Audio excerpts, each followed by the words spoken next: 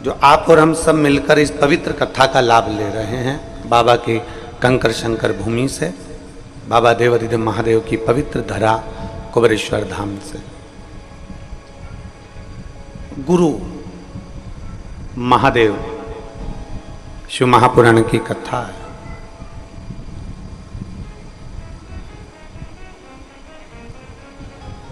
हम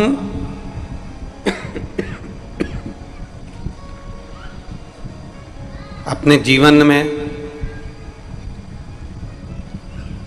कैसा गुरु अपने जीवन में हम प्राप्त करें,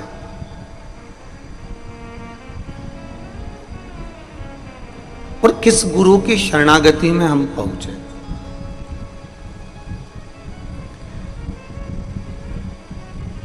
चार गुरु हमारे जीवन में मिलते हैं।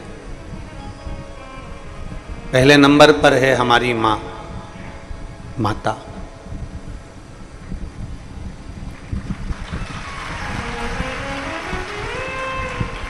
ये वो गुरु है, माँ रूपी गुरु जो होता है वो अपने जीवन में अपने बच्चों को केवल देना जानता है। माता रूपी गुरु केवल देना ही प्रसन्नता में रहता है।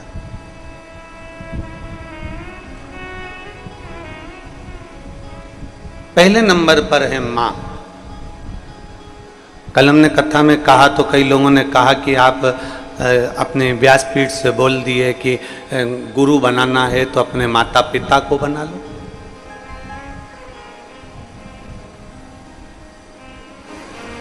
गुरु बनाना है तो अपने किसी घर के सदस्य जो क्रोध से छूटा हुआ हो, अहंकार से छूटा हुआ हो, आसक्ति से छूटा हुआ हो, उसको बना लो।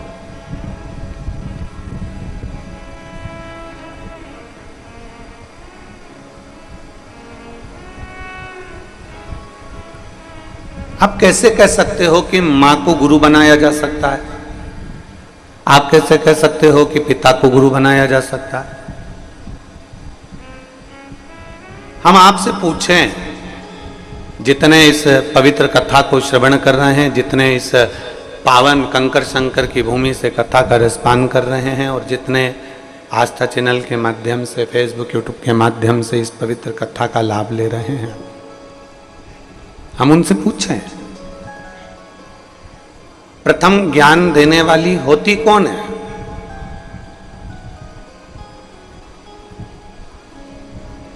आपको बोलना सिखाता कौन है? जन्म के समय पर भले मां आपके कानों में गुरु मंत्र ना दी हो, जन्म के समय पर भले मां आपके कानों में आकर कोई मंत्र प्रदान ना करी हो, पर संसार की पूरी माताएं, संसार की मां एक पहले नंबर का गुरु होती है, जो अपने बच्चे का हाथ पकड़कर उसको स्लेट पर लिखना भी सिखाती है और उसको बोलना भी सिखाती है। प्रथम है।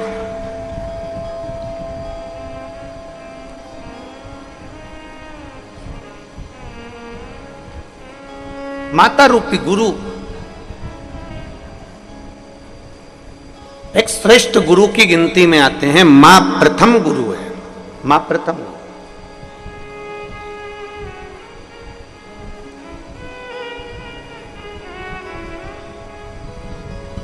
पहले नंबर का अगर कोई गुरु संसार में आपका हाथ पकड़कर लिखने की और लिखाने की सामर्थ्यता रखता है, पहले नंबर का गुरु यदि आपके कानों में भले मंत्र ना दिया हो, पर आपकी वाणी से माँ और पिता पापा खिलाने की सामर्थ्यता रखता है, दादा दादी बुलवाने की सामर्थ्यता रखता है, तो केवल एक माँ रूपी गुरु ही हो सकता है, बाकी का कोई।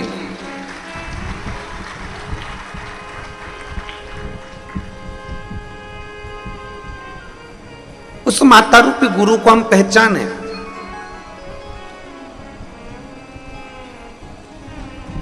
उस माता रूपी गुरु को हम जानने का प्रयास करें। और जिस दिन हम माता रूपी गुरु को पहचान जाएंगे, जिस दिन हम पिता रूपी गुरु को पहचान जाएंगे, हम भटकना अपने आप छोड़ देंगे।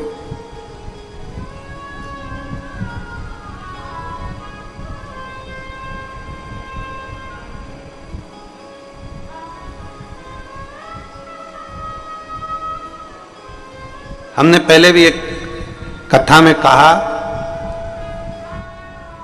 कि पूर्व में हमारे जीवन में धन कम था, उसका गम होगा अपनी जगह पर। आज अपने माता पिता के संस्कारों में जो दम था वो आज संपूर्ण भारत को नजर आता है। ये संस्कार देने वाले माता और पिता हैं। पहले नंबर का गुरु यदि संसार सागर में परमात्मा ने देकर भेजा है तो वो मां को देकर भेजा। एक जीव जब जन्म लेता है ना, मृत्यु लोक में जब उस जीव को भेजा जाता है, मृत्यु लोक में जब उस जीव को भेजते हैं, मृत्यु सागर में, मृत्यु लोक में जब किसी मनुष्य को भेजा जाता है तो वो ऊपर बहुत बहस करता है।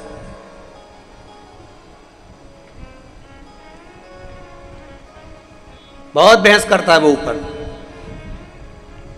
वो कहता है कि मैं नीचे कैसे जाऊं, मुझे तो चलना भी नहीं आता, मुझे खाना नहीं आता, मुझे सोना नहीं आता, मुझे जागना नहीं आता, मुझे कुछ भी नहीं आता, तो मैं मृत्यु लोक में जाऊं तो जाऊं कैसे, मैं जाऊं कैसे।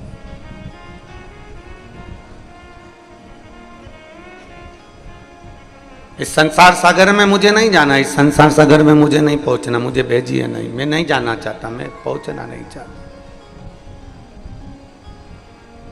क्या करूंगा मैं मृत्यु लोक में जाकर, मां मेरा कोई ना कोई है ही नहीं, मैं जाऊंगा तो मुझे घर कहां पर बनाना है, मुझे रहना कहां पर है, कितना खाना है, मुझे भोजन कौन लाएगा, मेरे लिए नौकरी कौन करेगा, मेरे लिए जॉब कौन करेगा, मेरे लिए काम कौन करेगा, मेरे पास भरण पोषण का कोई तैयारी नहीं है, मेरे पास सोना चांदी नहीं, हीरा पन्ना नहीं, मेरे पास में गाड़ी बंगला नहीं, मैं तो किसी को पहचानता भी नहीं हूं पृथ्वी पर, फिर मैं नीचे जाऊं तो जाऊं कैसे।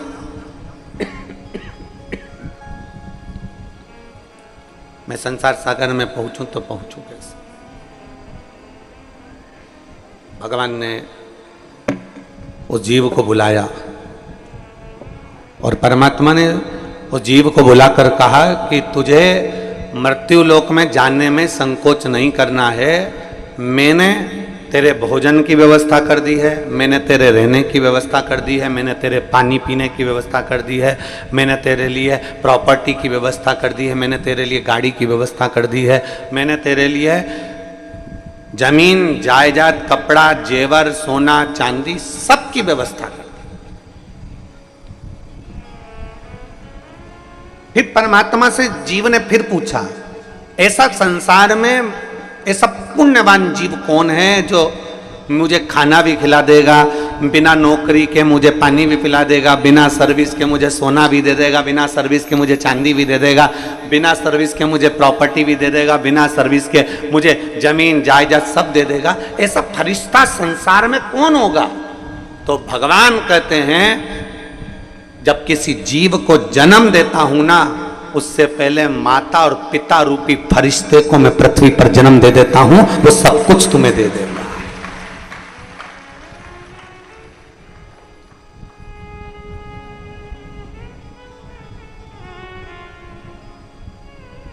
सब कुछ। द्रौपदी का जब चीर खींचा रहा था, द्रौपदी का जब चीर खींचा जा रहा था तो बिलख रही थी, रो रही थी, अपने पतियों को देखकर रो रही थी। 5 पति हैं और एक जैसे बैठे हुए और इनके हाथों में वो बल है कि गांडी उठाएंगे और 2 मिनट में मार देंगे। इनके हाथों में वो बल है कि गदा उठाएंगे और पछाड़ देंगे।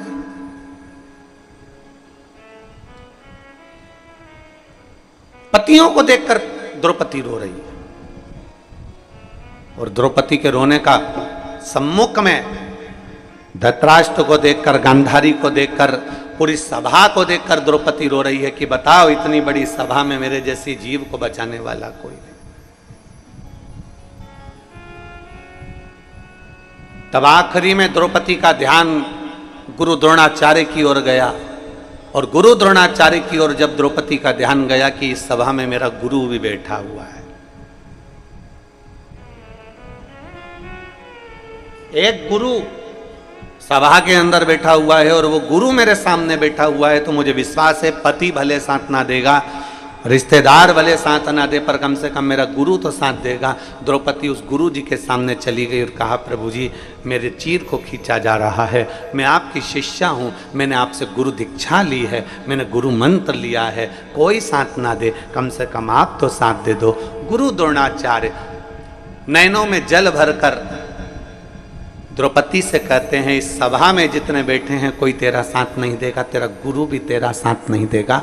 पर इतना याद रखना द्रौपदी, मैं भले साथ ना दूं पर मैंने जो तुझे मंत्र दिया है उस मंत्र का जाप करना प्रारंभ कर दे, दुनिया का कोई साथ ना देगा पर वो परमात्मा साथ देगा। श्री शिवाय नमस्तुभ्यम।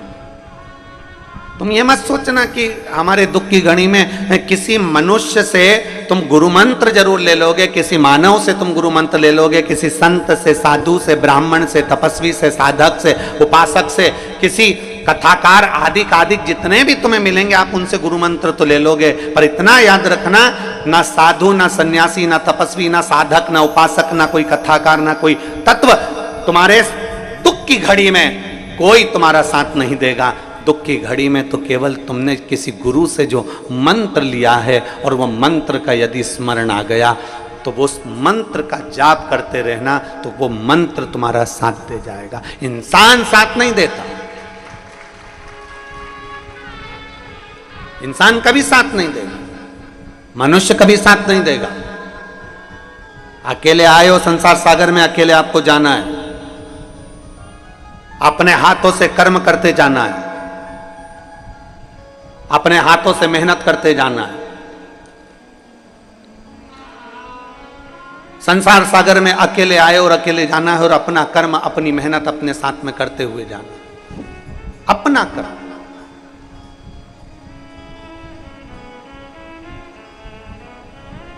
पर हमारी आदत ये हो गई है कि हम दुनिया के आश्रित हो गए। आश्रित, हम सोचते हैं कि हम जिस गुरुजी से मंत्र ले रहे हैं वो गुरुजी हमारा दुख मिटा देगा, हम जिस गुरुजी की कथा सुन रहे हैं वो गुरुजी हमारा दुख मिटा देगा, हम जिस गुरुजी के प्रवचन में पहुंच गए तो गुरुजी हमारा दुख मिटा देगा, या हम किसी गुरुजी के सत्संग में पहुंच गए तो गुरुजी हमारा दुख मिटा देगा, या हम किसी गुरुजी के पास हमारे पत्रिका आदि के लेकर पहुंच गए तो वो गुरुजी हमारा दुख मिटा देगा, हम किसी गुरुजी के पास पहुंच गए तो गुरुजी हमारा कष्ट मिटा देगा। कष्ट गुरु नहीं मिटाता, कष्ट मिटाने वाला आपका कर्म होता है।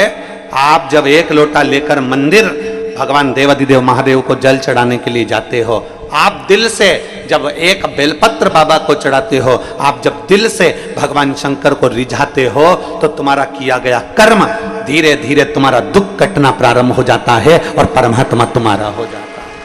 किसकी सामर्थ्यता है जो आपके दुख को मिटा दे?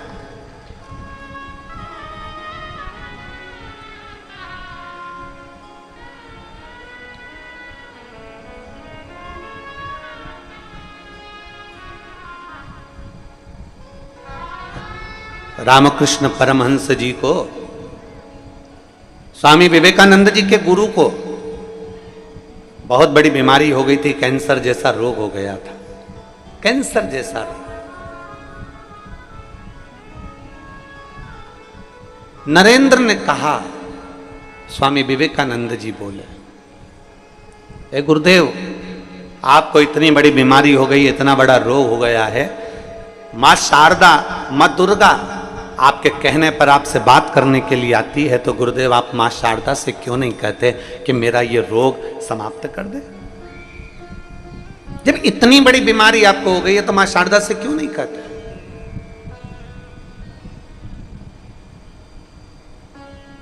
भारत की भूमि के ऐसे संत रामकृष्ण परमहंस जी थे, भारत की भूमि के ऐसे संत चैतन्य महाप्रभु जी थे, भारत की भूमि के ऐसे संत श्रीमद् वल्लभाचार्य जी थे, भारत की भूमि के ऐसे संत श्री रामानुजाचार्य जी थे, भारत की भूमि के ऐसे संत श्री निम्बार्काचार्य जी थे, भारत की भूमि के ऐसे संत तुकाराम जी थे, भारत की भूमि के ऐसे संत श्री रविदास जी थे, भारत की भूमि के ऐसे संत श्री कबीरदास जी थे, जिनके सामने परमात्मा आकर खड़ा हो जाता था और कभी उन्होंने इस बात का ढिंडोरा नहीं पीटा कि मेरी भगवान से बात होती है और भगवान मेरा कहना मानते।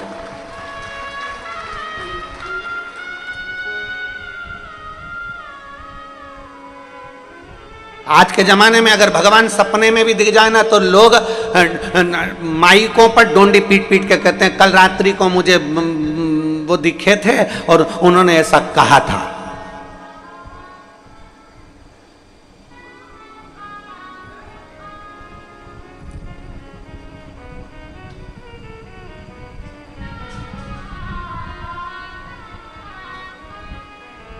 आज के समय में अगर जरा सा भी भगवान का दीदार हो जाए तो लोग डोंडी पीट कर कहते हैं कि मुझे सपने में। और आप लोग खुद अपना व्हाट्सएप चलाते हो, कई बार व्हाट्सएप पे आपने एक पत्र पढ़ा होगा कि वहां के महाराज को सपने में 2 सांप दिखे, उन्होंने ऐसा किया वैसा किया, फिर कहा कि ये मैसेज को 5 जनी को भेज, नहीं तो तेरा बुरा कर दूंगा।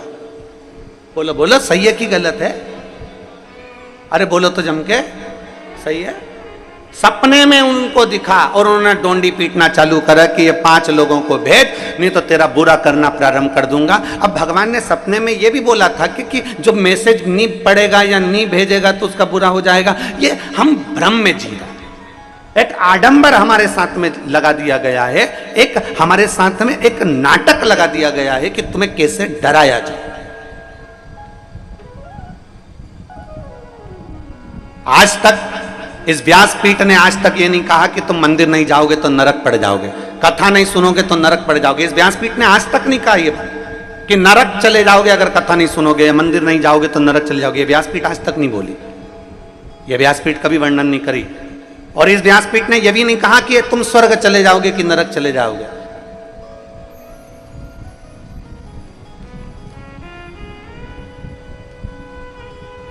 क्योंकि जिंदा व्यक्ति वहां तक जाता नहीं है और मरने के बाद कोई बताने आता नहीं है। कौन आया बता?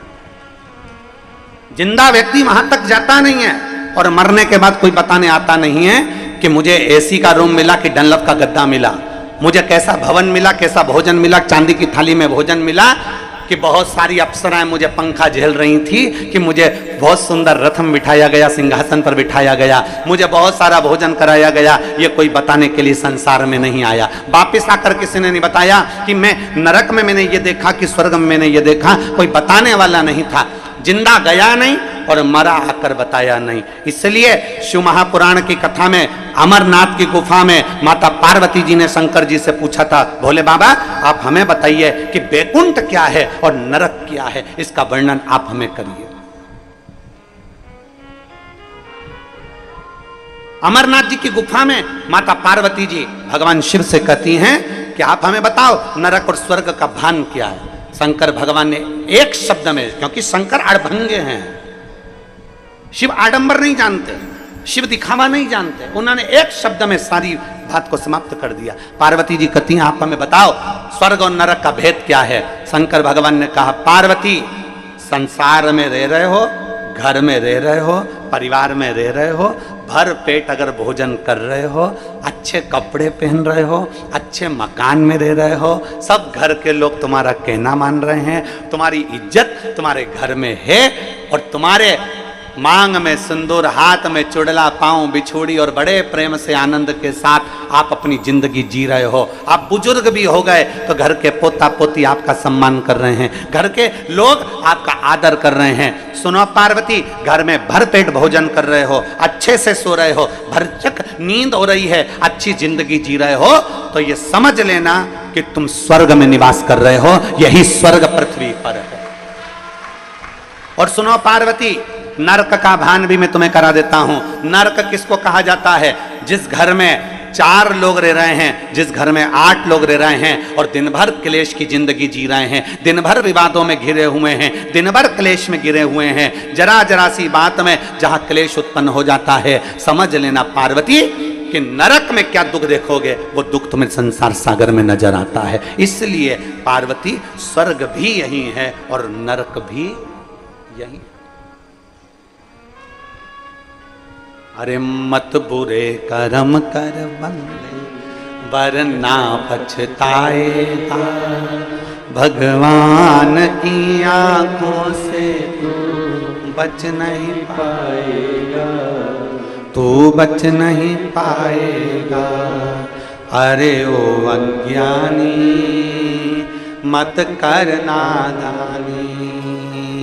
अरे ओ अज्ञानी मत कर नादानी, तेरे कर्म का फल भी तू ही पाएगा, जैसा किया तूने तेरे आगे आएगा। मत बुरे कर्म कर बंदे वरना पछताएगा, भगवान की आंखों से तू बच नहीं पाएगा, तू बच नहीं पाएगा। तेरा स्वर्ग भी यहीं है और तेरा नरक भी यहीं है।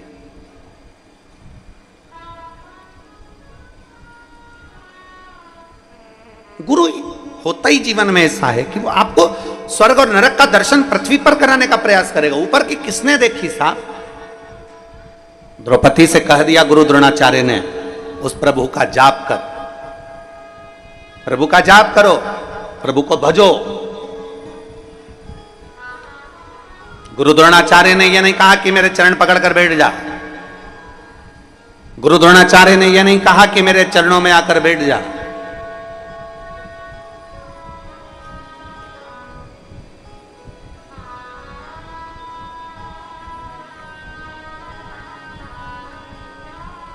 गुरु द्रोणाचार्य ने केवल एक ही बात कही,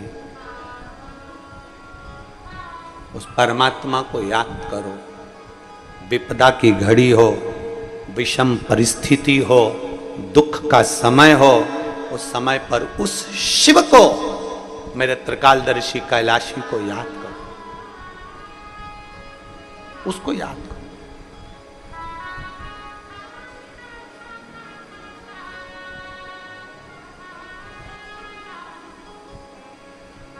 और जिस दिन आपने मेरे देवाधिदेव महादेव का स्मरण कर लिया दुख के समय में, तकलीफ की घड़ी में, उस दिन शिव आपके सम्मुख में होगा, शंकर आपके पास में, शिव।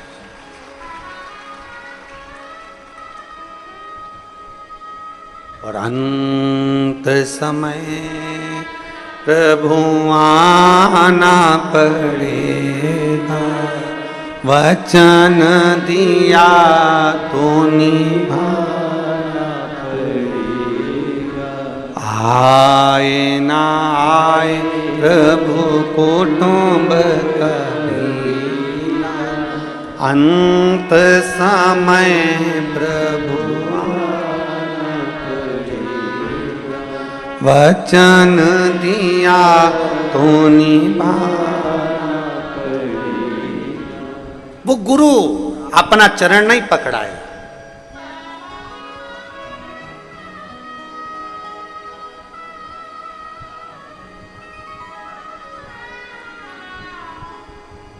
उस गुरु ने अपना चरण नहीं पकड़ाया। गुरु द्रोणाचार्य ने पकड़ाया तो गुरु मंत्र पकड़ाया, पकड़ाया तो गुरु का द्वार पकड़ाया। भजन करो, भगवान का स्मरण करो। स्वयं स्वामी विवेकानंद जी रामकृष्ण परमहंस से कहते हैं, अपने गुरु जी से कहते हैं, गुरु जी शारदा माँ तुम्हारी सुनती है, जगत जननी जगदम्बा अम्बा माँ काल रात्रि माँ दुर्गा भवानी तुम्हारी सुनती है। आप अपने शरीर में कैंसर जैसा रोग हो गया है, आप माँ को बोलते क्यों नहीं हो? आप माँ जगत जननी से कहते क्यों नहीं हो? रामकृष्ण परमहंस जी ने कहा, तू कह रहा है ना, बोलूंगा बोलूंगा। एक दिन रामकृष्ण परमहंस जी से स्वामी विवेकानंद जी ने कहा, आज तो तुम्हें जगत जननी दुर्गा भवानी से कहना ही पड़ेगा कि मेरा कैंसर का रोग समाप्त करो।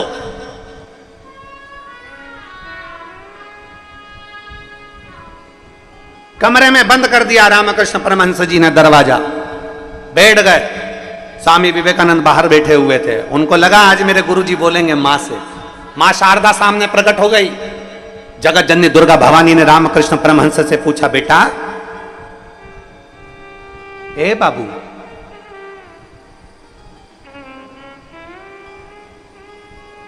रामा रामकृष्ण, ए बाबू।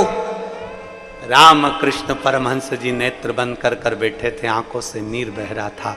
स्वामी विवेकानंद बाहर बैठे हुए इंतजार कर रहे हैं, आज मेरे गुरु की बीमारी ठीक हो जाएगी। आंख से आंसू बह रहे रामकृष्ण परमहंस के। और मां जगत जननी ने पूछा, बाबू तू रो रहा है? बाबू तेरी आंख में जल है? राम, ए रामकृष्ण, ए बाबू, तेरी ये शारदा ने, तेरी ये मां ने आज तक तेरी आंख में आंसू नहीं देखे हैं, आज तू रो रहा है? रामकृष्ण परमहंस जी ने कहा, मां आज एक शिष्य के लिए गुरु आपसे बात करने आया है। शिष्य कहता है कि मेरी बीमारी समाप्त हो जाए, पर मां वो तो शिष्य है, गुरु का भला सोचता है। पर मां मैं तो इतना कहना चाहता हूं, अगर आज मैं अपने कर्म का भोग नहीं भोगा तो मुझे दूसरा जन्म लेकर फिर भोगना पड़ेगा, फिर भोगना। मां मेरे भाग्य में जो दुख लिखा है वो तू देते रहना मना नहीं है, पर मां इतनी कृपा करना कि तेरी भक्ति में मेरा मन लगा रहे और मेरी बीमारी का भी मुझे भान ना हो, बस इतनी करुणा कर देना। दुख आएगा, तकलीफ आएगी, कष्ट आएगा, बीमारी आएगी, ऐसा कोई संसार में नहीं जन्मा जिसकी जिंदगी में तकलीफ नहीं आई, ऐसा कोई जिंदगी में नहीं जन्मा जिसके जीवन में दुख नहीं आया, ऐसा कोई बड़े से बड़ा महात्मा हो चाहे छोटे से छोटा व्यक्ति हो, जिंदगी में ऐसा कोई नहीं जन्मा जिसकी जिंदगी में तकलीफ या दुख या कष्ट नहीं आया। बस उस दुख की घड़ी में आप परमात्मा पर एक लोटा जल चढ़ाते रहो, महादेव को एक लोटा जल चढ़ाते रहो, जिससे वो दुख की घड़ी निकलती चली जाए, तुम्हारा ध्यान उस दुख में ना जाए, तुम्हारा ध्यान उस तकलीफ में ना जाए।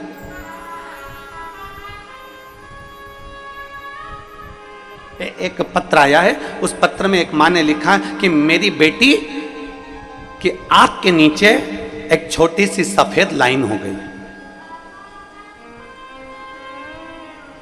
बेटी का जीवन, लड़की का जीवन, मेरी बेटी के आंख के नीचे सफेद लाइन हो गई।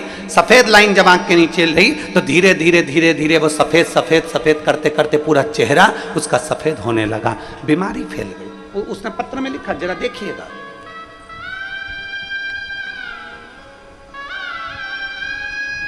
मैं अर्चना बेलवंशी, पति सुरेश बेलवंशी, परासिया, जिला छिंदवाड़ा, मध्य प्रदेश के निवासी हूँ। मेरा मोबाइल नंबर ही है। कहीं बैठी हो तो हाथ हिलाइएगा, अगर कहीं बैठी हो तो हाथ हिला सकती है और बेलपत्र लेने यहाँ आ सकती है।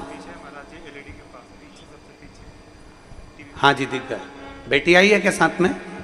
आई है, ले आओ इसको, बेलपत्र लेकर जाओ। जाओ। मैं अर्चना बेलवंशी, पति सुरेश बेलवंशी, परासिया, जिला छिंदवाड़ा, मध्य प्रदेश की निवासी हूँ। मेरा मोबाइल नंबर ये है। मेरी बेटी अंशिका बेलवंशी, उम्र 5 वर्ष है। उसकी आंख के नीचे सफेद दाग हो गया और उसके चेहरे पर पूरा दाग फैलता चले गया और पूरा चेहरा उसका धीरे धीरे सफेद होने लगा। 2023 में हमने डॉक्टर को दिखाया, जितना जितना उसको दिखाते गए वैसे वैसे उसके शरीर पर वो बीमारी फैलती चली गई। अब बेटी का जीवन है, गुरुजी कैसे इस बीमारी को देख लें। तब मेरे मम्मी पापा, ममता रकोशिया, पिताश्री अमित लाल रकोशिया जी के कहने पर मैंने पहली बार आपकी कथा टीवी पर सुनना प्रारंभ करी। आपको आज तक मैंने टीवी पर कथा नहीं सुनी थी, आज तक आपको देखा नहीं था, आज तक आपसे बात नहीं हुई। पहली बार कथा मैंने टीवी पर देखी और आपने कहा कि पूर्णिमा की रात्रि को गाय जब बछड़े को दूध पिलाती है तो उसके मुंह में फेन आ जाता है, उसको चम्मच में निकाल लो और उस फेन को शरीर पर लगाकर उसको चंद्रमा की रोशनी में रखिए और रुद्राक्ष का जल शिव जी को चढ़ाकर उसको पिलाइए। हमने बेटी को शंकर जी के मंदिर भेजना चालू कर दिया। मेरी बेटी देखकर रोती थी कि मेरा चेहरा कैसा हो गया, मेरा शरीर कैसा हो गया। तब हमने अपनी बेटी से कहा, उस पर भरोसा रख, बाबा को एक लोटा जल चढ़ाती रहे, मंदिर की सफाई करती रहे। और बाबा का क्या गुणगान करूं गुरुदेव, मेरे बाबा तो शंकर हैं और मैं क्या कहूं, आपकी वाणी में केवल शिव पुराण नहीं है, शंकर खुद वाणी से ऐसा लगता है कि बोलता है।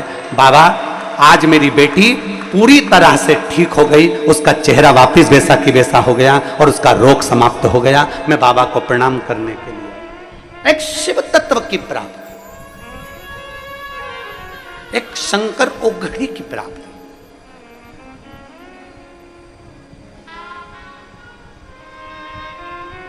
हम जब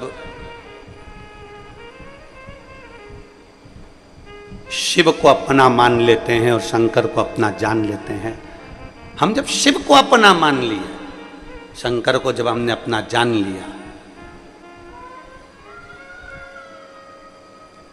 वो एक लाइन आप और हम हमेशा गुनगुनाते रहते हैं,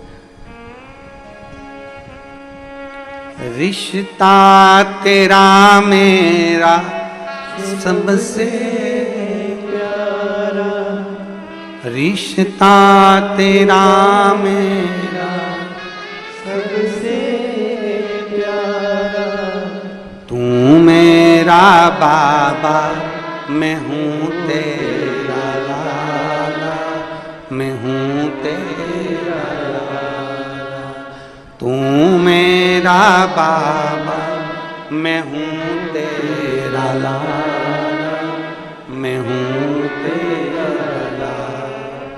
एक विश्वास, एक भरोसा,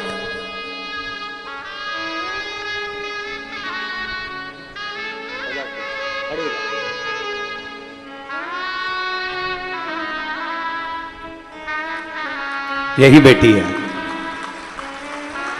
जिसका पूरा चेहरा, शरीर धीरे धीरे सफेद हो गया था, चर्म रोग हो गया था, पर आज बाबा ने एक विश्वास के साथ उस बेटी का पूरा शरीर वैसा की वैसा ही कर दिया। ये शिव तत्व है।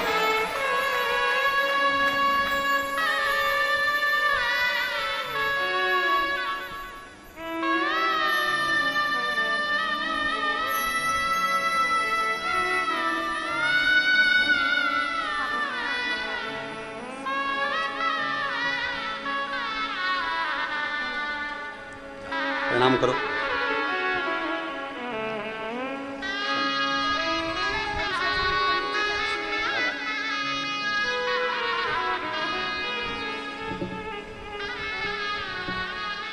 एक संबंध हम परमात्मा से जोड़े, एक रिश्ता हम भगवान से जोड़े। हमें इंसान से रिश्ता नहीं जोड़ना है।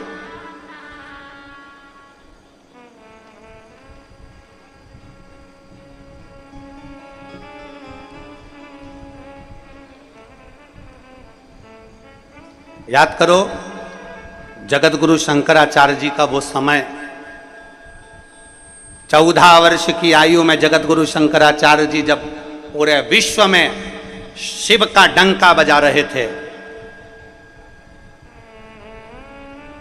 पूरे विश्व में जगत गुरु शंकराचार्य जी जब शंकर की पूजन का, शिव की स्तुति का, शंकर की आराधना का डंका बजा रहे थे, तब कई लोग जगत गुरु शंकराचार्य जी के चरण को पकड़ रहे थे। तो जगत गुरु शंकराचार्य जी ने कहा, मुझे क्यों पकड़ते हो, मैं तो आज हूँ कल नहीं, मेरा मानव का शरीर है, आज रहेगा कल नहीं। अगर तुम्हें पकड़ना है तो शंकर के शिवलिंग को पकड़ लो, शिव की स्तुति को पकड़ लो।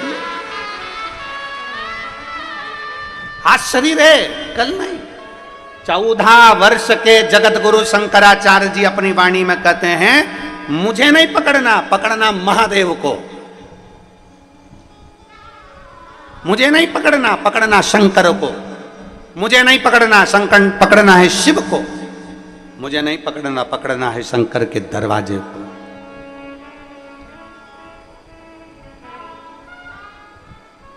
हमसे कोई संबंध आपका नहीं है, संबंध परमात्मा से बनाइए। एक असली गुरु जो होता है ना, एक सही गुरु जो होता है ना, वो आपको यही मार्ग बताएगा। हमारे पास में नहीं, हमारे चरण पकड़ना नहीं, पकड़ना तो मेरे देव अधिदेव महादेव के चरण पकड़ना। जब दुख की घड़ी आएगी तो वो परमात्मा तुम्हारा साथ देगा। और अंत समय प्रभु आना पड़ेगा, वचन दिया तो निभाना पड़ेगा। आए ना आए प्रभु कुटुंब कबीरा, अंत समय प्रभु आना पड़ेगा, वचन दिया तो निभाना पड़ेगा, अंत समय प्रभु एक शिव पर भरोसा करिए, एक उगड़ी पर भरोसा करिए। माँ शारदा कर रही है, माँ जगतजननी दुर्गा भवानी कर रही है, माँ आद्य शक्ति कर रही है। रामा तेरी आंख में चले, ए बाबू क्यों रो रहा है, क्यों रो रहा है? रामकृष्ण परमहंस जी कहते हैं मां बस एक आस लिए बैठा हूं, एक आस। क्या आस है तेरी, बोल। रामकृष्ण परमहंस जी कहते हैं ये जो रोग मिला है ना, बस तुम्हारी भक्ति में इतना डूबा रहूं कि ये रोग मुझे मालूम ना पड़े। शिव जी के मंदिर में जब एक लोटा जल चढ़ाने जाओ, शंकर जी से अपने मन की बात कहते समय ये जरूर कहना कि अगर दुख की घड़ी आए तो परमात्मा इतनी कृपा जरूर करना कि वो दुख मुझे याद ना आए, तेरी भक्ति में इतना रमा रहूं, मैं तेरे भजन में इतना रमा रहूं।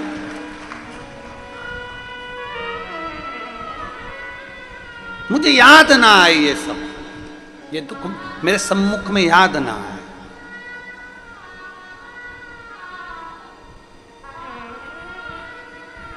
आप में से कोई लोग नाव में कभी बैठे हैं क्या? जो लोग बैठे हैं जरा हाथ उठाओ। नाव में कभी बैठे हो तो ठीक है, रख लो रख लो, बहुत जोरदार।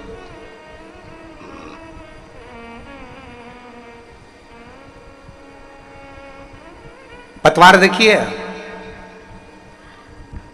नाव खेने वाली, अरे बोलो तो जम के, देखिए कितनी होती है? दो। एक क्यों नहीं होती? अगर एक पतवार से नाव को खेओगे, नाव पार उतर जाएगी क्या? वहीं की वहीं गोल गोल गोल गोल घूमती रहेगी, पार नहीं उतरेगी। उसी तरह मेरे ओघड़दानी मेरे शंकर भगवान माता पार्वती को अमरनाथ की गुफा में बैठकर कहते हैं, पार्वती सुख और दुख ये दो पतवार है, और ये दो पतवार नाव में लगी रहती है। उसी तरह संसार सागर में जो जन्म लेता है उसको सुख और दुख की दो पतवार पकड़ाई जाती है। अगर एक पतवार दी जाए तो वो वहीं गोते लगाता रहता है। ये दो पतवार ऐसी होती है जो व्यक्ति को मंजिल तक पहुंचा देती है, मंजिल तक पहुंचाती है। केवल सुख सुख मिल जाए ना, केवल अच्छा ही अच्छा मिल जाए, गुलाब जामुन खाने को मिल जाए तो दांत सड़ जाते हैं। अगर पेड़ा ही पेड़ा खाने को मिल जाए तो दांत सड़ जाते हैं। अभी तुम रोज भोजन कर रही होगी, उसमें नुक्ती, मिक्सचर, खिचड़ी, रोटी, सब्जी सब मिल रहा होगा। तुम एक दिन विचार करना कि मुझे तो नुक्ती नुक्ती खाना है, बूंदी बूंदी खाना है, तो थोड़ी देर बाद रुमाल ऐसा रख के कथा में बैठी रहोगी। अब कोई तुमसे पूछे क्यों हुआ क्या?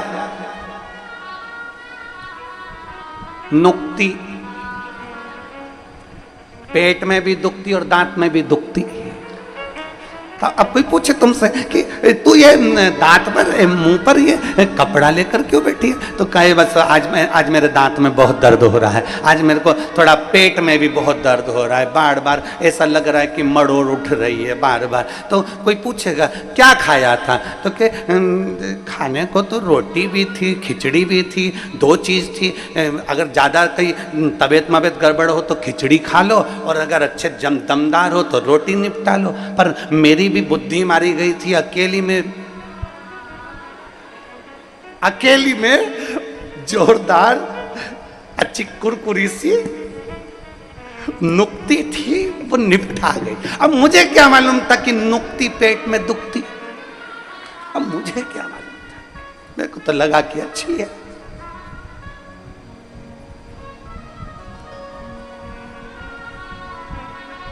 अब वो मैं तो खा गई। अब मुंह पे रुमाल रखकर बैठे हो, दांत में तकलीफ। अर्थात शिव महापुराण की कथा कहती है, मेरे भोलेनाथ मेरे ओघड़दानी अमरनाथ जी की गुफा में कहते हैं बैठकर, पार्वती सुन, दो पतवार से नाव पार होती है, उसी तरह दुख के साथ सुख है और सुख के साथ दुख है। एक पहले चलती, फिर दूसरी चलती, फिर एक चलती, फिर दूसरी चलती। सुख आएगा, दुख आएगा, सुख आएगा, दुख आएगा, सुख आएगा, दुख आएगा, और अंत में मंजिल तक पहुंच जाओगे। बस तुम्हारी नैया पार। भटकना नहीं है।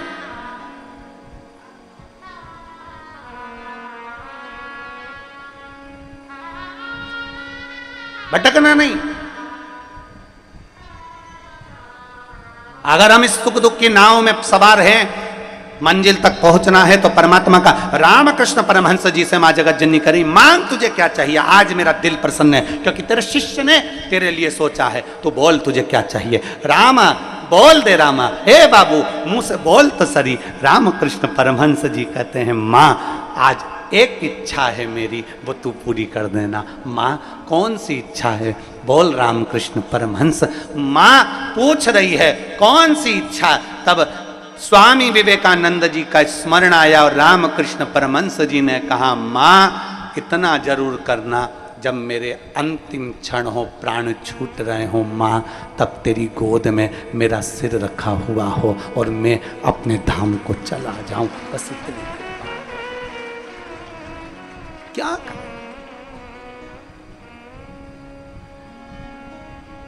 आया है सो जाएगा राजा रंग फकीर, जो आया वो जाना है। ऐसा संसार में कोई जन्म मरण और परण, तीन मेरे बाबा के हाथ में है। जन्म, डॉक्टर ने कह दिया 8 तारीख की डिलीवरी का टाइम है, मालूम पड़े 15 दिन पहले हो गई या 10 दिन और निकाल दिए। जन्म। मरण, मृत्यु। किसी ने पत्रिका देखकर कहा था बहुत लंबी उम्र है, मालूम पड़ा अटैक आया, निपट गए। डॉक्टर ने कहा था अंतिम सांस चल रही है, घर ले जाओ, मालूम पड़े 1 साल तक पलंग पे पड़े पड़े निकाल दिए, मरे ही नहीं।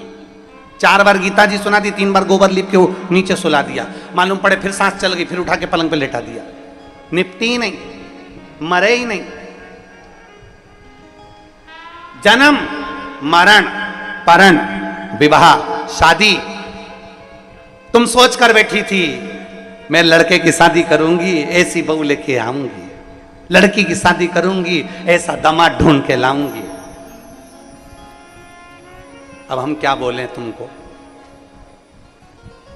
तुम सब अच्छे से जान रही होगी तुम्हारे घर में कैसी आई है और कैसे दामाद और कैसे सब मिले हैं, ये तुम सब जानते। कितना कितना सोचा था, कितना कितना विचार करा था, कितना कितना मन में सोच कर बैठे थे।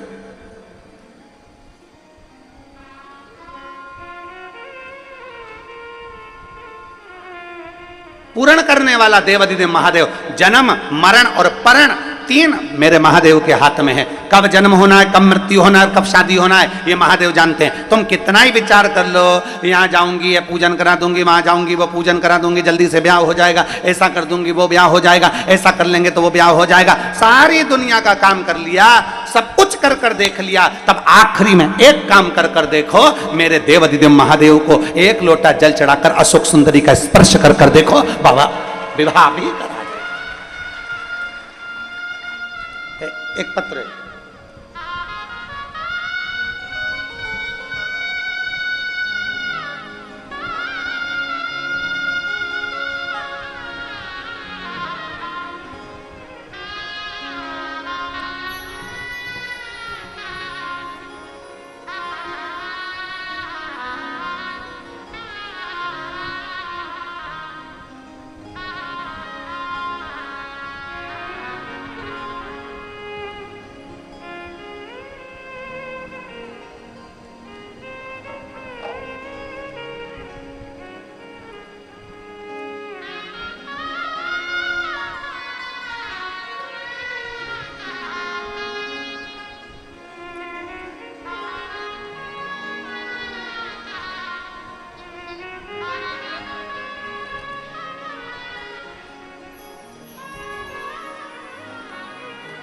सुमित बालाजी कांवले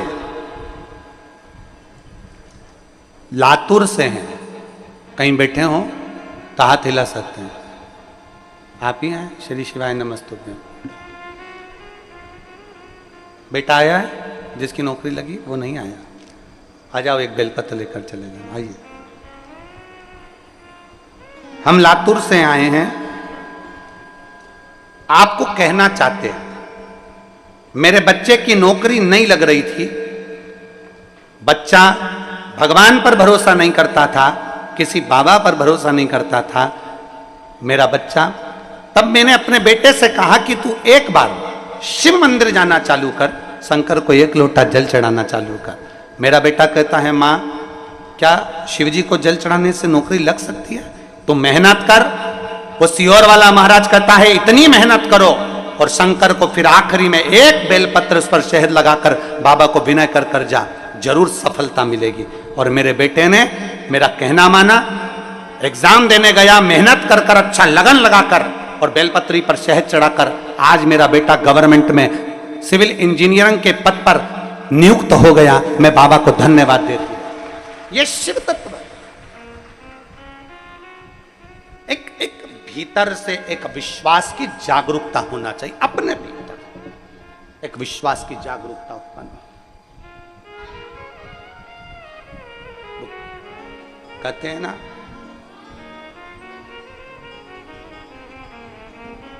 थोड़ी मेहनत हाथ की, जम के बोलो आप भी हमारे साथ, थोड़ी मेहनत हाथ की, बाकी की कृपा कुबरेश्वर नाथ की, बाकी की कृपा वो कर।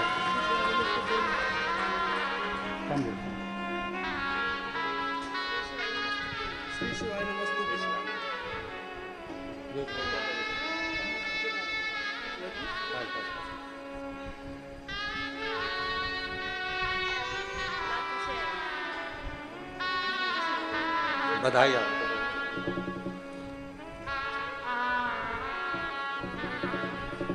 थोड़ी मेहनत, जम के बोलो जरा, हाथ की, बाकी की कृपा भोले नाथ। मेहनत आपको करना है, परिश्रम आपको करना है, संघर्ष आपको करना है, पर बाकी का जो संघर्ष करो, जो मेहनत करो, मेरे शंकर के भरोसे पर कर लो, फिर आगे बढ़ लो। मेरा भोलेनाथ आपका हाथ पकड़कर पार कर ही देगा। थोड़ी मेहनत हाथ की, बाकी की कृपा भोले नाथ की। बाकी की कृपा करने वाला वो भोले भंडारी है, भोलेनाथ।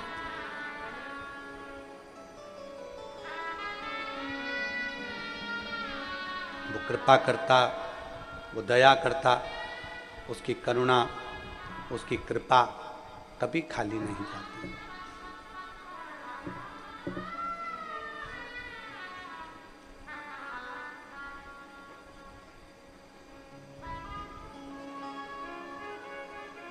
उसकी कृपा, मां इतनी करुणा जरूर करना कि अंत समय तेरी गोदी में निकले, ये कृपा है।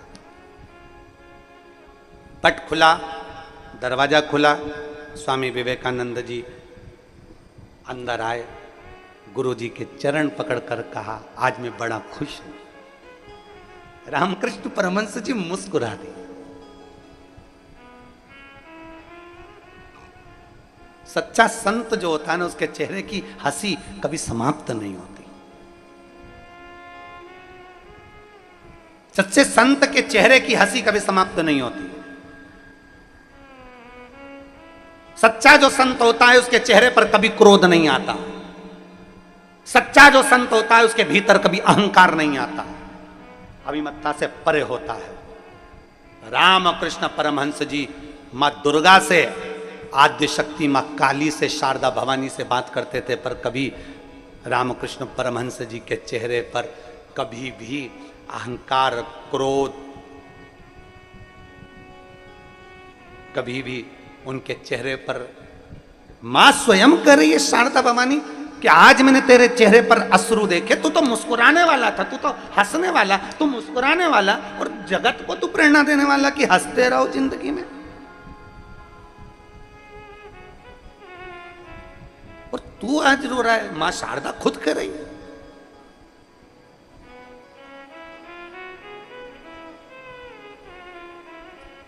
हे राम, तो आज रामकृष्ण परमहंस जी, आज स्वामी विवेकानंद जी ने जैसे चरण पकड़े, मुस्कुरा रहे हैं। नरेंद्र ने पूछा, स्वामी विवेकानंद जी ने पूछा, गुरुदेव आज मैं बड़ा खुश हूं, स्वामी विवेकानंद जी ने पूछा, क्यों आज इतनी प्रसन्नता तेरे चेहरे पर है स्वामी विवेकानंद जी? नरेंद्र, तेरे चेहरे पर इतनी प्रसन्नता है, किस बात की प्रसन्नता है? क्योंकि आज मेरे गुरु का रोग समाप्त हो गया, मुझे उसकी प्रसन्नता है। आज मेरे गुरु का रोग समाप्त हो गया, मुझे उसकी प्रसन्नता है। रामकृष्ण परमहंस जी मुस्कुराकर बोले, रे नरेंद्र, ओ नरेंद्र। रामकृष्ण परमहंस जी मुस्कुराकर बोले, मां आई थी, मैंने बात भी करी थी और मैंने तेरा बोल भी दिया था, शिष्य के कहने पर यहां आया हूं। पर नरेंद्र, मैंने मां से अपने रोग की मुक्ति नहीं मांगी, मैंने मां से केवल मांगा तो इतना मांगा कि मेरी दुख की घड़ी में तेरा भजन करता रहूं और वो दुख मुझे याद ना आए, बस इतनी कृपा कर देना। ऐसा कौन जिसके जीवन में दुख ना आए? ऐसा कौन जिसके जीवन में तकलीफ ना आए? ऐसा कौन जिसके जीवन में कष्ट ना आए? तुम कितना बड़ा भी अगर मिनिस्टर है, कितना बड़ा भी मंत्री संतरी कलंतरी, कितना बड़ा भी पदाधिकारी, चाहे वो बड़े से बड़े अहदे पर बैठा हो, चाहे वो कलेक्टर हो, एसपी हो, चाहे वो आईएएस ऑफिसर बनकर बैठा हो, चाहे कितने बड़े भी अहदे पर बड़े से बड़ा ऑफिसर बनकर बैठा हो, चाहे बड़े से बड़ा मिनिस्टर बनकर बैठा हो, चाहे एक छोटे से छोटा गरीब से गरीब व्यक्ति से लेकर बड़े से बड़ा साधु संत सन्यासी तक क्यों ना है, उसकी जिंदगी में भी दुख आता जरूर है। क्योंकि जो जन्म लेता है उसको दो पतवार पकड़ा कर भेजा जाता है, दो हाथ देकर भेजा जाता है कि ये दो पतवार सुख और दुख की है, इस पतवार से तुम्हें पार होना है। सुख भी आएगा, दुख भी आएगा, सुख में भूलना मती और दुख में शंकर को कभी भूलना मती, बस इतना याद रख ले।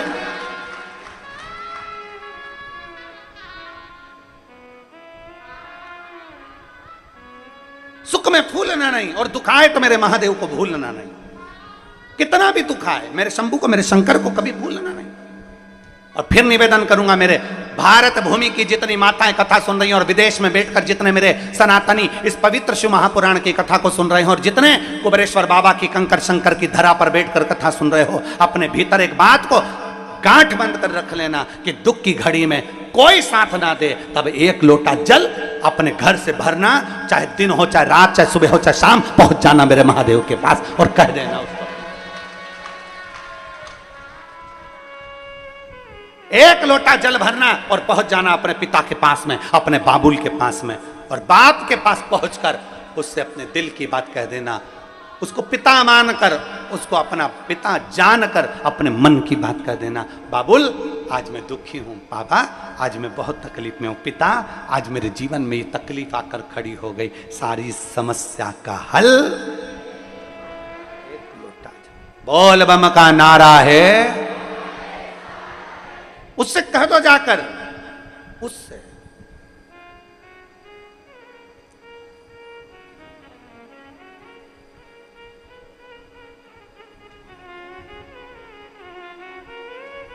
और जब कहोगे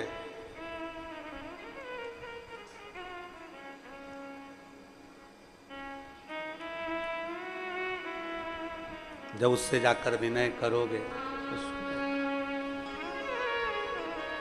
जब उससे जाकर कहोगे, विनय करोगे, निवेदन करोगे, तो जिंदगी का एक सुख अपने आप रहे। मांगू क्या मैं क्या नहीं तुमने दिया,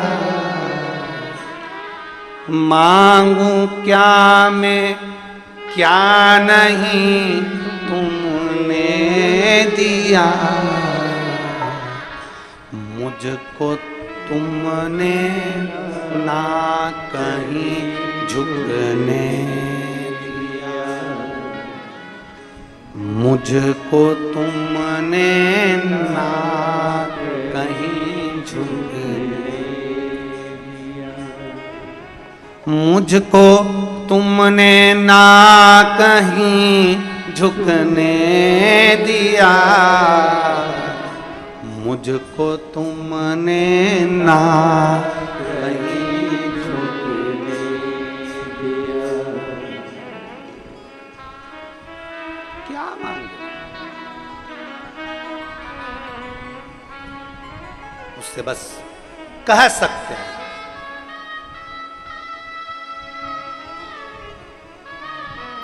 जब से मेरे सर पे तेरा हाथ है, जब से मेरे सर पे तेरा हाथ है, ठोकरों में भी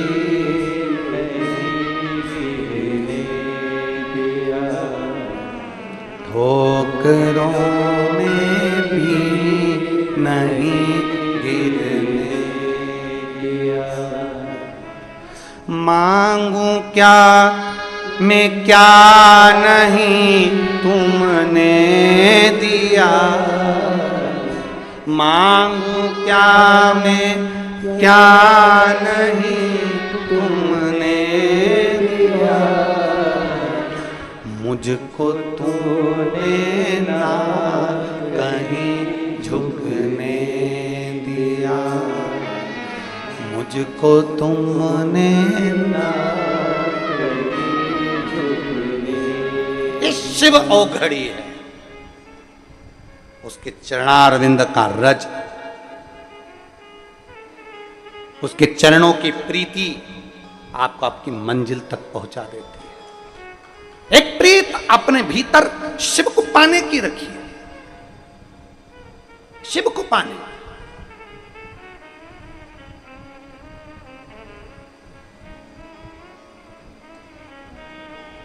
आपने कई बार देखा होगा, हमने अपनी व्यासपीठ से भी कई बार कहा, और कोई अगर मिलने भी आता है तो हम अपना चरण कभी माताओं से छूने नहीं देते, क्योंकि हम उनको कहते हैं कि तुम हमारी जीजी हो और हम तुम्हारे भाई हैं, और भाई के पैर बहन पड़े ये कहाँ की रीति है। हम तुम्हारे चरण पड़े, पर निवेदन है कि मेरी जीजियां कभी हमारे चरण ना पड़े। जीजियां तो अपना हाथ ऊंचा रखकर अपने भाई को केवल आशीर्वाद देती है।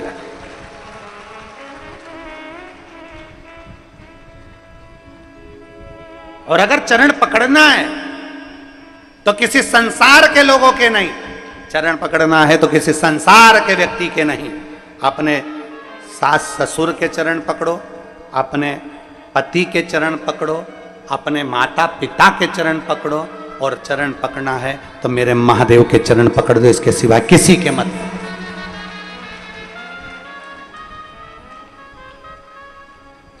चरण उसके छूना चाहिए जिसका आचरण अच्छा हो, जिसके अंदर आचरण ठीक ना हो, अहंकार, क्रोध, आसक्ति, लोभ, वासना, तृष्णा सब भरी हुई है, और उसके हम चरण छुए थे। कहां चरण? जिसका आचरण अच्छा है उसके चरण पकड़े जाते हैं, जिसका आचरण ही ठीक नहीं, कहीं अहम, कहीं क्रोध, कहीं आसक्ति, कहीं वासना, कहीं तृष्णा, कहीं लोभ, सब भरा पड़ा हुआ है, और उसमें चरण पकड़े जाएं तो वो श्रेष्ठता नहीं।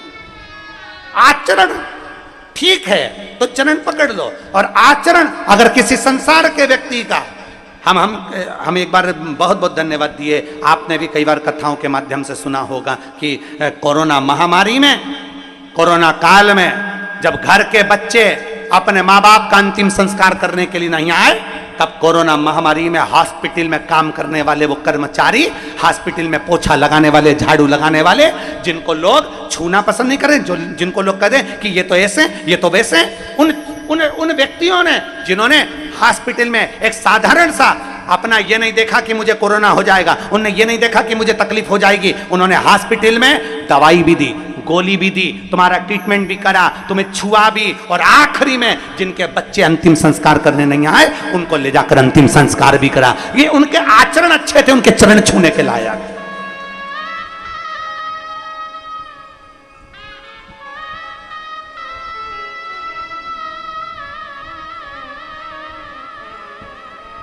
जिनके आचरण ही अच्छे नहीं, उनके क्या चरण छुए? अरे हॉस्पिटल में जाओ तो सबसे पहले वो सेवादारों को धन्यवाद दो कि तुम इस हॉस्पिटल की पूरी सफाई करते हो। हॉस्पिटल में जाओ, चिकित्सालय में जाओ तो उन सेवादारों को धन्यवाद दो कि तुम हॉस्पिटल में सफाई करते हो। जिस रोड पर कोई घूमना पसंद नहीं कर रहा था कोरोना महामारी में, उसमें पुलिस प्रशासन का एक एक कर्मचारी चौराहे चौराहे पर ड्यूटी दे रहा था। क्या उनके बच्चे नहीं थे? क्या उनकी पत्नी नहीं थी? क्या उनके माता पिता नहीं थे? पर एक एक पुलिसकर्मी ने चौराहे पर खड़े हो होकर सेवा दी है। धन्यवाद देना उन पुलिसकर्मियों को जिन्होंने अपनी ड्यूटी को सही मायने में निभाया है। साधुता इनको दीजिए। जिसका आचरण ठीक ना हो उसके चरण भी मत छुओ। व्यासपीठ भी ये कहती है, आप आचरण अच्छे नहीं है, चरण ना छुए। जिसका आचरण अच्छा है उसके चरण पकड़ लीजिए, उसके चरण पकड़।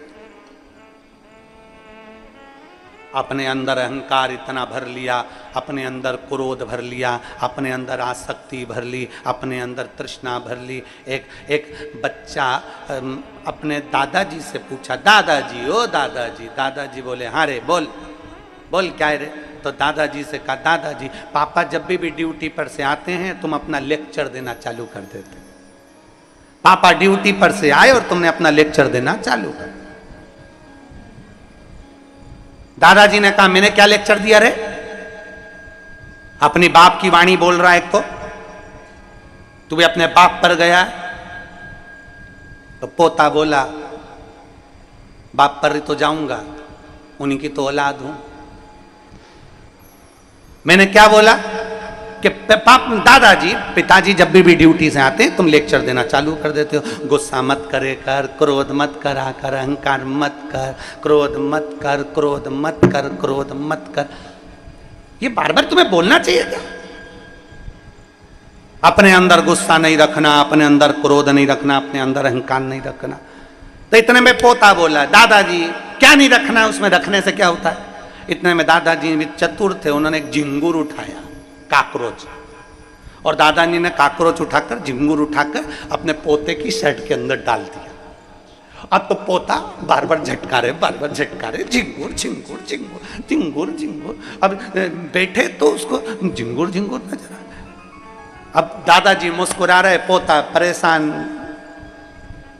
दादाजी ने कह दिया, ले मैंने झिंगुर निकाल दिया। झिंगुर निकालने का दादाजी ने बोल दिया, पर झिंगुर अंदर ही था, चल रहा था। तो पोता फिर बोला, दादाजी झिंगुर, दादाजी झिंगुर, दादाजी काकरोच काकरोच काकरोच। बहुत देर तक फिर दादाजी ने उसके सामने झिंगुर को निकाल कर पटका। अब बच्चा आराम से बैठा।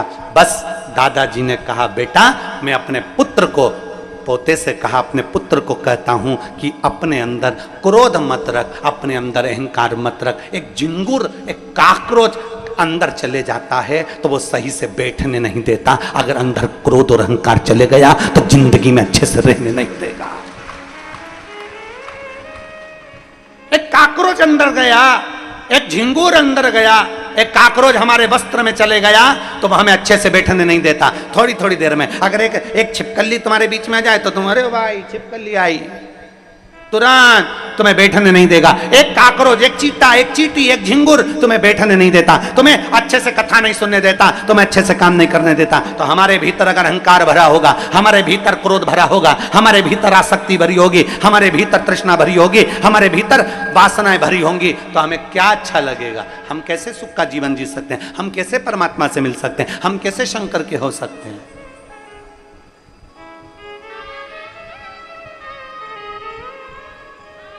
कैसे?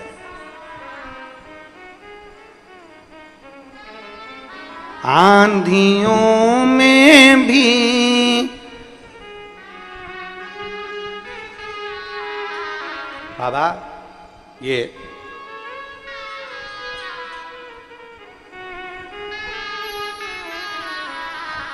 आंधियों में भी हम भी मिट जाए। बाबा आपकी कृपा ऐसी थी कि आपने उन आंधियों में मुझे गिरने नहीं दिया। ये तेरी कृपा है, ये तेरी करुणा है, ये तेरी दया है, तेरी दया। एक बहन पत्र लिख रही है, डमरू भी भेजा हो। मेरा नाम सरिता बाथम है, मैं इंदौर से आई हूँ, मेरा मोबाइल नंबर ये है। कहीं बैठी हैं सरिता जी? अगर कहीं बैठी हो तो हाथ हिलाइएगा। मेरा नाम सरिता बाथम है, मैं इंदौर से आई हूँ, मेरा मोबाइल नंबर ये है। दोनों हाथ हिलाओ। हाँ दिख गए, ठीक है, ऐसा हाथ हिला दो। आ जाओ, एक बेलपत्र ले जाना चाहिए।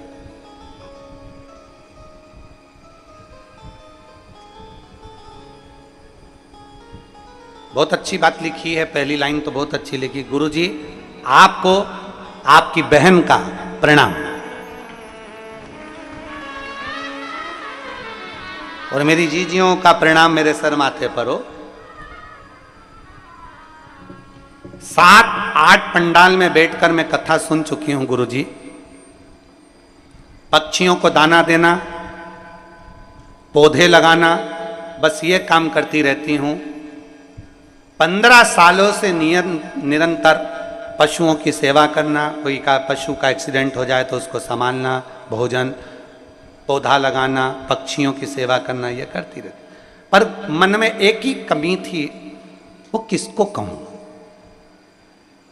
गुरुदेव मेरा मकान नहीं था, अब मैं कहूं तो किससे कहूं? तब आपकी कथा ने मुझे बल दिया और आप कहते हो कि कोई लेट बनता है, कोई जल्दी बनता है, शिव को जल चढ़ाने वाला एक दिन सेठ जरूर बनता है। मैंने भी सोच लिया कि अब शंकर के मंदिर जाना है, जल चढ़ाना है, सेवा करना है, और बाबा की कृपा से वो सेवा में लग गई। और ऐसी कृपा मेरे बाबा ने कर दी कि मुझे अपने खुद के मकान में मेरे बाबा ने मुझे विराजमान कर। अब एक ही आस लगा कर बैठी हूं, आप कृपा करेंगे तो जरूर मेरी आस पूरी होगी। अब कहीं नर्मदा जी के किनारे पर आपकी एक कथा जरूर करवाना चाहती हूं, बस ऐसी कृपा हो। हम तो हमारी बहन से कहेंगे, जी जी कथा करवाने वाले पिताजी जिस दिन बेटे को आज्ञा कर देंगे तो बहन के घर पहुंच जाएंगे, उसमें क्या चिंता का विषय। कथा कराने वाला मेरा शिव। लाइन अच्छी लिखी है, आप और हम सब गुनगुनाते हैं। तेरी कृपा बिना न हिले एक भी अणु, लेते हैं श्वास तेरी कृपा से तनु। बखान क्या करूं राखों के ढेर का, चपटी भभूत में खजाना कुबेर का।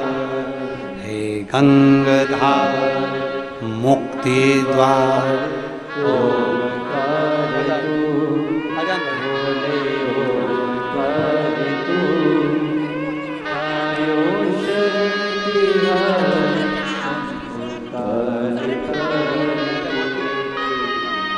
बता रही हैं, मेरी पोती बोलती नहीं थी, अब बाबा की कृपा से उसकी वाणी भी चालू हो गई और श्री शिवाय नमस्तुभ्यम से बोलना पड़ा।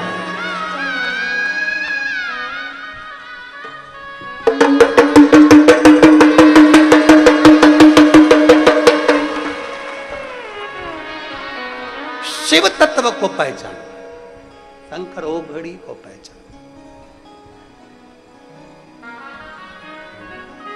एक विश्वास के साथ जब हम शिव को पहचानेंगे, एक विश्वास के साथ जब हम शंकर को जानेंगे, हमारे दुख मिटाने के लिए हमें किसी को नहीं ढूंढना पड़ेगा। हमारे दुख मिटाने के लिए हमारा महादेव त्रिपुंडधारी, त्रिशूलधारी, डमरूधारी, नंदी की सवारी और गौरा महारानी को लेकर हमारे दरवाजे तक आ जाए।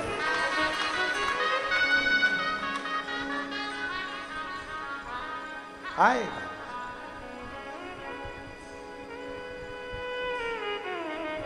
महाराज।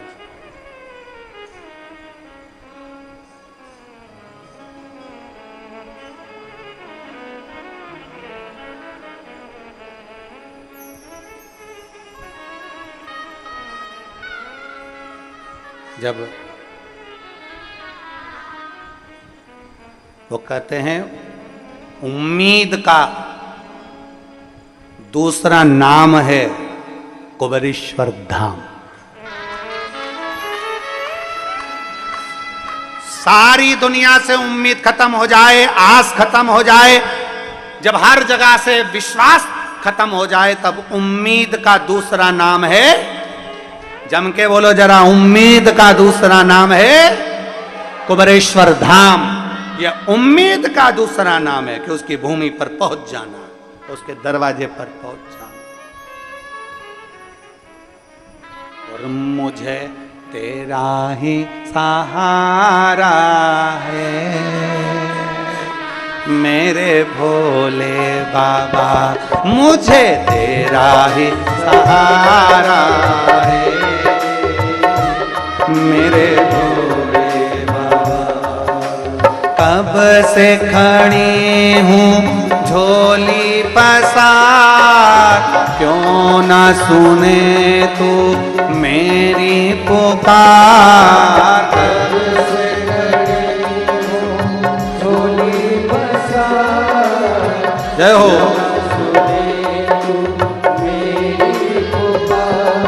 ओ कब से खड़ी हूँ झोली पसार, क्यों न सुने तू मेरी पुकार। कब से खड़ी हूँ झोली पसार, क्यों न सुने तू मेरी पुकार। मुझे तेरा ही सहारा है, मेरे भोले बाबा, मुझे तेरा ही सहारा है,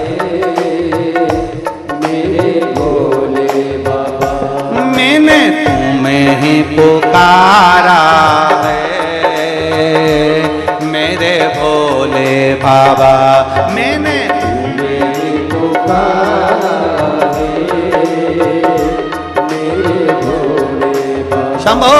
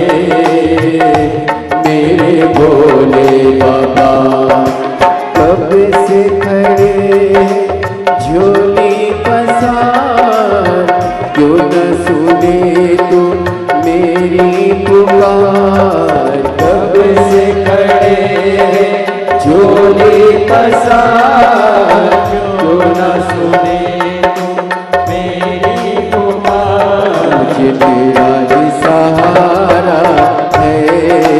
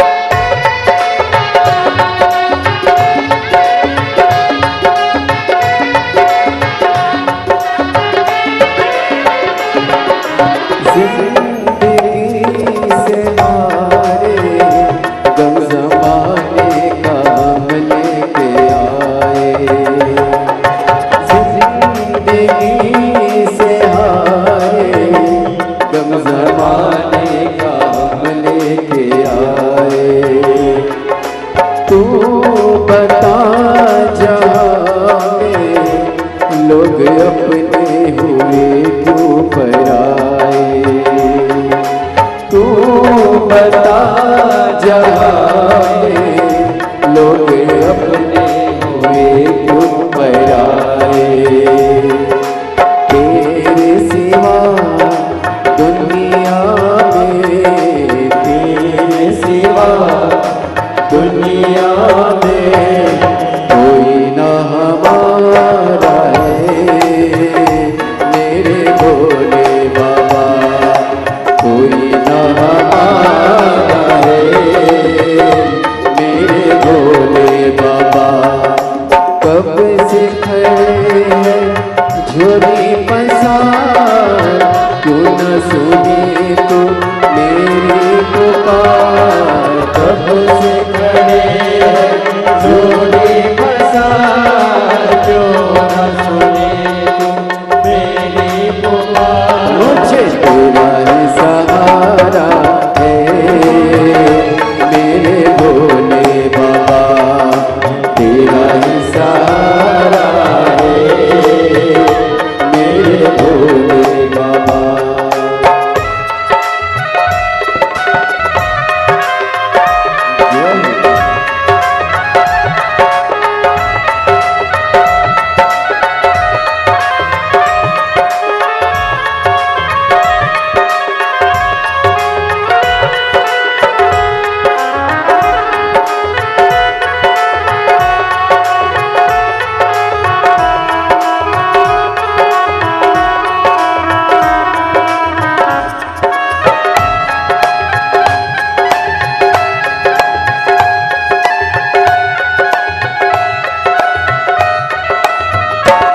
शंभो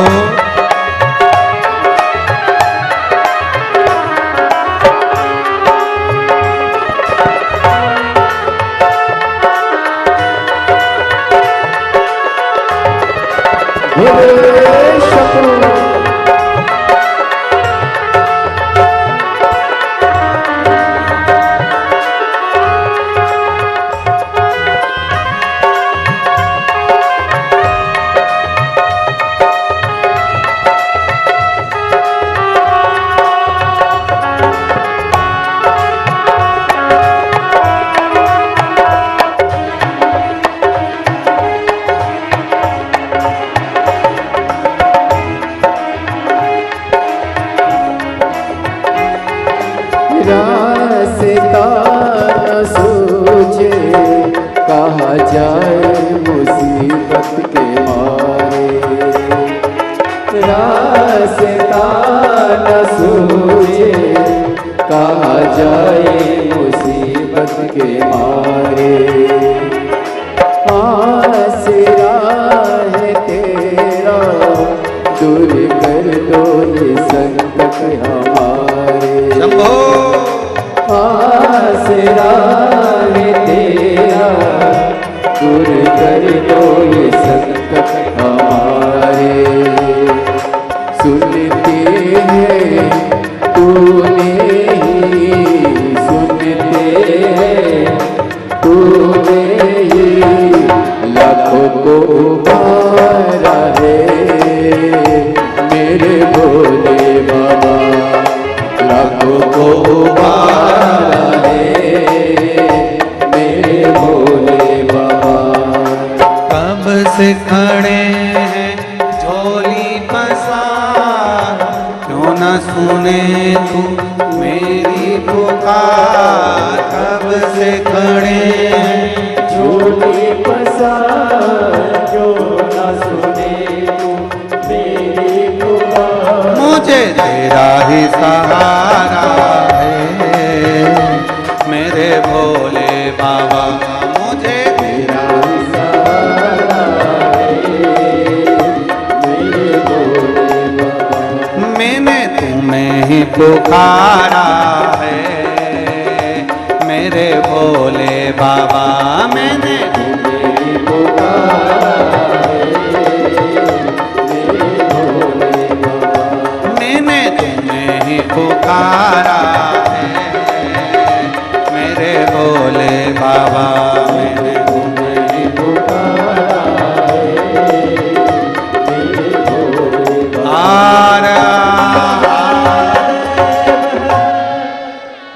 अपने स्थान पर बैठकर भगवान शिव जी से अपने मन की बात बड़े भाव के साथ दिल से बाबा से प्रार्थना करें।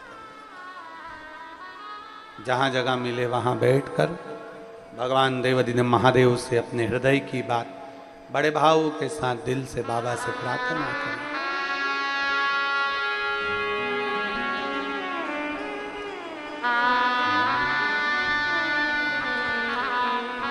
विचार करिए जरा, कंकर शंकर की पवित्र भूमि और शिव महापुराण की कथा,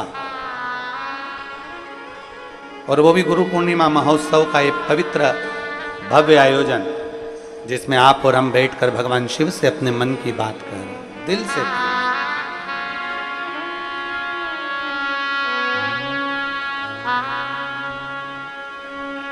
श्री शिवाय नमस्तु, श्री शिवाय नमस्तु, श्री शिवाय नमस्तु, श्री शिवाय नमस्तु, श्री शिवाय नमस्तु। भोला सब दुख काटो, ओ भोला सब दुख काटो। शिव शंकर जपो तेरी माला, भोले बाबा जपो तेरी माला। भोला सब दुख काटो, ओ भोला सब दुख काटो। वेश है मंगल मंगलकारी, वेश है मंगल मंगलकारी। शमशान वासी हमारा, शमशान वासी हमारा। ओ भोला सब दुख काटो, ओ भोला सब दुख काटो। शिव को चढ़ाया गया जल कभी खाली नहीं जाता। आप दिल से जैसा पुकारते हैं वैसा बाबा सुनता है।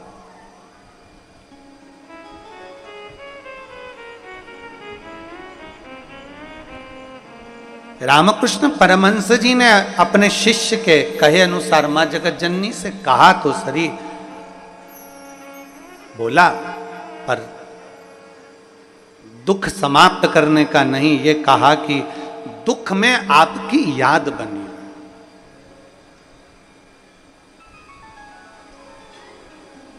बहुत ध्यान देना महाराज, जैसे जैसे गुरु पूर्णिमा आती है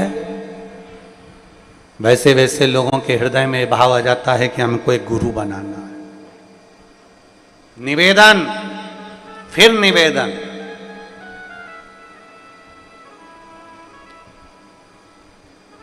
शिव से बड़ा संसार में कोई गुरु नहीं हो सकता, शंकर से बड़ा।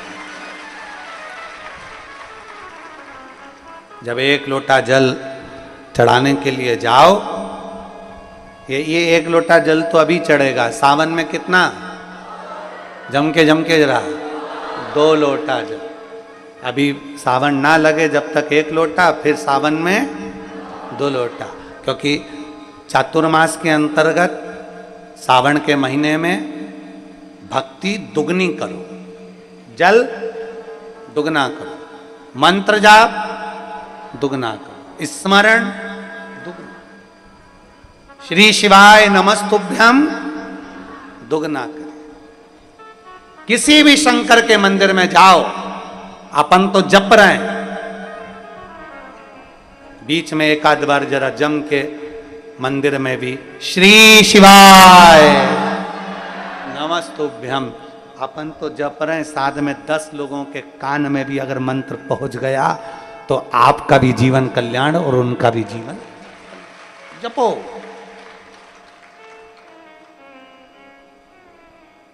और कंकर शंकर की धरा पर आए हो,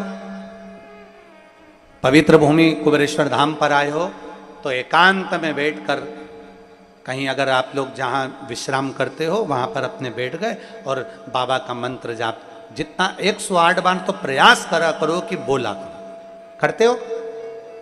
जम के तो बोलो जरा, करते हो ना पक्का? यहाँ आए हो ना तो अपन को करना क्या है? भोजन के समय पर भोजन करना है, विश्राम के समय पर विश्राम करना है और बाकी के समय पर बाबा का पूजन भजन कीर्तन और 1 लोटा जल और साथ में श्री शिवाय नमस्तुभ्यम जपना। अपना करना क्या है?